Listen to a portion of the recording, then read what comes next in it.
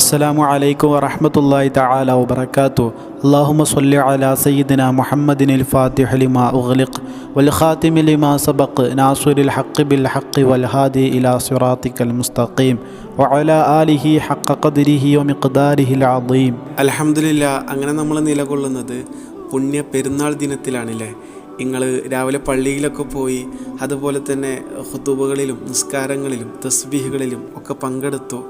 അതിനുശേഷം പല പള്ളികളിലും ഇന്ന് ഉളുഹിയ്യത്ത് കർമ്മൊക്കെയുണ്ട്, മറ്റു പല പള്ളികളിലും പിറ്റേ ദിവസങ്ങളിലൊക്കെ ആയിട്ടാണ്. എന്താണെങ്കിലും അതൊക്കെ നിങ്ങൾ അതിലൊക്കെ പങ്കെടുത്തു. അതുപോലെ നിങ്ങളെ കൂട്ടുകാരുമായിട്ട്, കുടുംബക്കാരുമായിട്ട്, വീട്ടുകാരുമായിട്ടൊക്കെ ഒത്തുചേർന്നു, അവരുമായിട്ടൊക്കെ സംസാരിച്ചു, അതുപോലെ അവരുമായി സന്തോഷങ്ങൾ പങ്കുവെച്ചു. ഇൻഷാ അല്ലാഹ് അതൊക്കെ അള്ളാഹു സുബ്ഹാനഹു വ തആല ഖബൂലാക്കട്ടെ.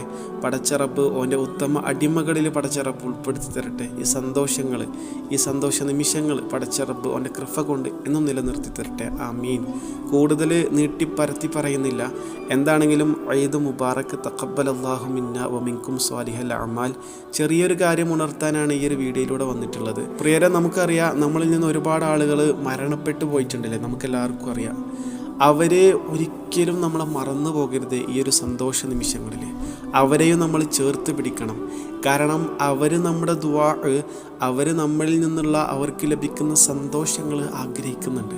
അല്ലാഹുവിൻ്റെ ഹബീബ് സല്ലല്ലാഹു അലൈഹി വസല്ലം തങ്ങൾ പറയുന്നുണ്ടല്ലോ, അൽ മയ്യിതു ഫീ ഖബരിഹി കൽ ഗരീഖിൽ മുതഅവ്വിബി യന്തളിറു ദഅവതൻ തൽഹഖുഹു മിൻ അബീഹി ഔ മിൻ അഖീഹി ഔ മിൻ സ്വദീഖിൻ ലഹു ഫഇദാ ലഹിഖതുഹു കാനത് അഹബ്ബ ഇലൈഹി മിനദ് ദുനിയ വമാ ഫിഹാ.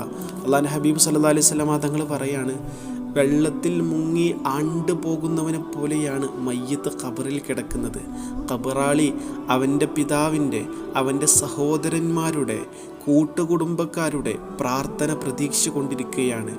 ഐഹിക ലോകത്തുള്ള എന്തൊക്കെ വിഭവങ്ങളുണ്ടോ അതിനേക്കാൾ അവനിക്ക് ഏറ്റവും ഇഷ്ടപ്പെട്ടത് അവരുടെ ആ പ്രാർത്ഥനയാണ് എന്ന് അല്ലാഹുവിൻ്റെ ഹബീബ് സല്ലല്ലാഹു അലൈഹി വസല്ലം തങ്ങൾ പറയുന്നുണ്ട്. മനസ്സിലായില്ലേ?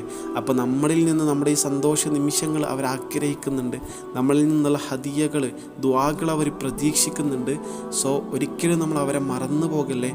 അവരെ സിയാറത്ത് ചെയ്യാൻ, അവരുടെ അടുക്കൽ പോയി അവർക്ക് വേണ്ടത് ഒരു ഫാത്തിഹെങ്കിലും ചൊല്ലി അവർക്ക് ഹദിയ ചെയ്ത് അവരുടെ പാരത്രിക ഗുണത്തിന് വേണ്ടി ദുആ ചെയ്യാൻ നമ്മൾ മറന്നു പോകരുത്.